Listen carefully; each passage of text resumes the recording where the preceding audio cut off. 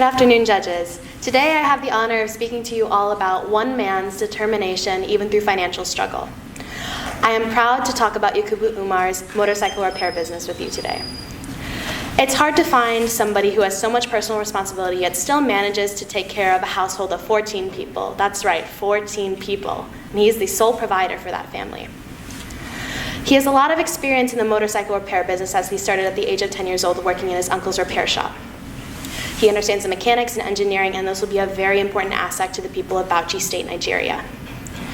His unwavering commitment to excellence will propel him forward from a mere dreamer to a man with a concrete plan. My name is Celine Cronstead, and we are the infrastructure team for Yakson Motorcycle Repairs. My name is Mikkel Reed. My name is Serena Huang. My name is Javion Williams. My name is Layla Merkbash. My name is Adi Shah. This is Yakubu Umar. He grew up in Bauchi State, Nigeria, and he is a provider for a family of 14 people. His dreams and aspirations are to further his education and get his mechanical engineering degree. His dreams, and he also dreams to move his family into a bigger house and show them financial stability.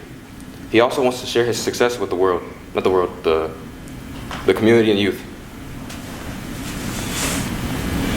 The first problem that we have with the business is that he didn't have a location. He was working at his friend's repair shop. And with this, he made us choose. By pros and cons, we picked the first option. This is because it synergized with the business and allowed him to buy parts in the area. The next problem is that he didn't have any money, which is why we are here, and also the judges and the grants. And this allowed him to propose a business idea for us, and we helped him. And the third problem is that he didn't have anyone else to assist him, because he is also provided for 14 people in his family, and it was just him. Next, we are going to introduce our proposition, which is the business we hope to help Mr. Umar create. First, we will explain why having a motorcycle repair shop is necessary and relevant in modern-day Nigeria. And we will also explain why Mr. Umar's business is unique. Then we will present our business model and the infrastructure purchases we will need. And finally, we will explain why we chose the location behind the stadium to help Mr. Umar start his business. All right. Some values that Mr. Umar brings to Yakson's Motorcycle and Repairs is motivation and drive. As he is the sole provider of 14, he has aspirations to bring his family out the predicament. He also hopes to inspire the youth, as he has 6 children of his own. He also hopes to build a strong customer satisfaction, as he was previously in an internship of 7 years. Motorcycles are the main mode of transportation in Nigeria. They're cheap, convenient, and very popular among men over the age of 15. These men are given the responsibility to provide for their families, so they need motorcycles to go to work, get food, and just sustain their families in general. Mr. Umar focuses on Boxer Bajaj and Jincheng motorcycles, which allows people who may not have had access to someone with the specific skills to repair their specific brand of motorcycle a new option. He's going to set up shop in the Abubakar Tafawa Balewa Stadium. I'm so sorry if I butchered that pronunciation. So most of his customers will be from around that area. So in Nigeria, the motorcycle industry is extremely popular, growing at a rate of about 10% per year. In fact, 35% of people in Nigeria own a motorcycle. Now this is because motorcycles are 28% more fuel efficient than compared to a car. This paired with the fact that in Nigeria, gas prices are extremely high because of inflation. So what this does is it provides unlimited potential for Mr. Umar, as more motorcycles means more opportunity to repair them. All right, some competitive advantages of Yakson's Motorcycle and Repairs is that the offering of spare parts. No other location in the area offers spare parts, so meaning people who wish to repair themselves, they cannot. Another competitive advantage is, as the advertising team said, what we have is a rewards program. So every customer is going to be given a business card, and on the back there's going to be 5 punches. So if you visit the place 5 times and you get your motorcycle repaired 5 times, All 5 of those punches will be filled out and you get a 20% off discount. And finally, the last advantage that Mr. Umar has, competitive advantage that Mr. Umar has, is that he is an expert in not just one, but 2 motorcycle brands, as his competitors are only an expert in around 1. Wonderful. So now we kind of get to the nitty-gritty of the business model, and we'll start off with the revenue stream. So as the marketing team mentioned before, he has 2 main streams of revenue, and that is obviously motorcycle repair, but he does sell spare parts on the side, which is unique compared to his competitors in that area. So as Layla mentioned, he works on the Boxer Bajaj motorcycles and the Jincheng motorcycles, so customers from multiple demographics can come to him. Secondly, he sells spare parts, as I previously mentioned, so that is unique for his business. Next is the value provided.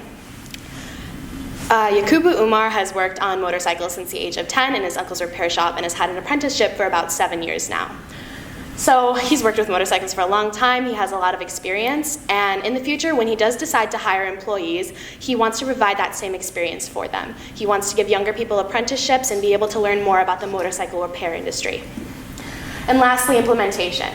We want to track the success of his business through a financial tracking system. He does not have access to a computer at home or at work, so he's using a manual, like Notepad or a legal pad or something like that. Through this, he will put down the customer's name, the service that they were provided, the cost of that service, the material, or the cost of the materials for him, and then the overall profit of that day. And then later, he will summarize all of those totals in a weekly, monthly, and yearly plan. Mr. Umar's expenses are pretty straightforward. It's about $261 USD for rent yearly, and he also needs the necessary materials to repair motorcycles such as a toolbox, carburetor, and new tires. This budget accounts for 1 year in business, so the remaining money will be used for miscellaneous expenses and can be saved for future years. As for employees, Mr. Umar is very passionate about giving young people the opportunity to work for him, as he had the opportunity. However, that is more of a long-term goal, and right now we are asking for $2,500 to get Mr. Umar and his business up on their feet. And lastly, we just want to say thank you for considering our grant proposal. You can contact us at any of the above emails if you have any further inquiries about Yakson's motorcycle repairs. And we just wanted to say that with this grant, you're not only changing the lives of one person, but a myriad of people. And that starts with Yakubu Umar. Thank you.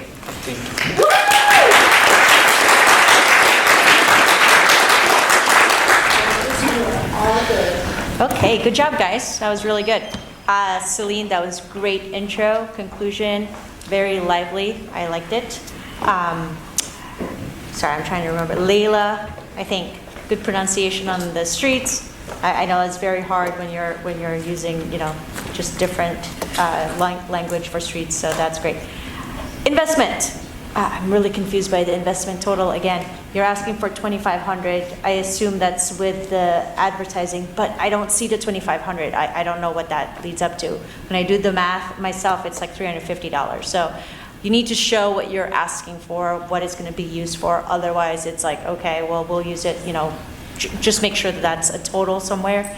But overall, I think the timing and everything, that one slide where there were 3 people talking, that was a little confusing. But otherwise, I think everybody had a pretty good level of voice, at least loud enough for me to hear. All right. Thank you so much, guys, for your wonderful presentation. I always admire when you have a connection between you and your business partner, understanding about their life and the purpose why you're actually doing this. It really means a lot. So you guys realize that he actually need and he deserves to be empowered. Simply, you're not looking at him alone, but you're looking at the people that can definitely benefit from from this initiative. So that's really the most amazing thing. So you guys have said so many things. I know you have a limited time, but I know this week we've been working on the budget and all those things like that. So it's always important, like she said, to bring out all the things that you wanted to do just to justify where this money is actually going. So this is the only thing that I can say about it. But apart from that, you guys have really done an amazing job by bringing all these ideas together and breaking down everything for the business. So thank you so much. Thank you, Umar, and I agree with my colleagues, especially in the general observation that you served your client very well. Two things just jumped out at me. This journal that he's keeping about, I guess, the transactions, you were describing it as what he's doing now, and I wasn't clear whether there was an anticipation that he would move to some other means, because just the accountant in me is very, very concerned about the fragility of that and how it could easily be lost, and that could be devastating for his business. It could be lost in a fire, it could be misplaced, it could be stolen. So that would just be one area of concern in terms of being able to document the transactions and the work he's doing. The other is, given what I think is probably a good idea to focus on a couple, it's better to be known for doing two brands well and be the specialist guy, and that's sort of a niche strategy. Would it be worthwhile for him perhaps to try to get status as an authorized repair center by those brands and have a more formal relationship?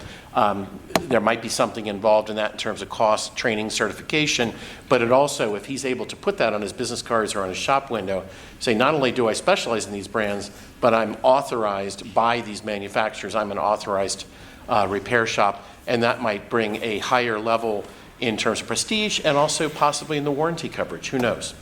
But a very fine job. You've served your client well.